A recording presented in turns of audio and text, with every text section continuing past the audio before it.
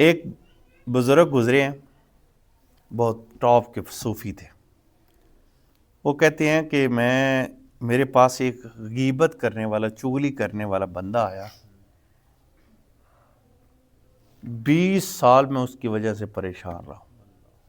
ایک دن میں چغلی سنی، غیبت سنی، تو 20 سال میں نے بڑے چلے کاٹے، لیکن وہ دل سے نہ نکلی وہ بات. تو یہ چغلی اور غیبتیں انسان کو برباد کر دیتی ہیں. اچھا، میری ایک عادت ہے، وہ یہ ہے کہ میں کسی کی چغلی نہیں سنتا ہوں، غیبت نہیں سنتا ہوں. کوئی اگر کر دے تو اس کو کہتا ہے کوئی اور گل سنا یار، یہ سنیا ہوئی ہیں. تو یہ چیزوں کا خیال کیا جائے، ورنہ آپ کی زندگی برباد.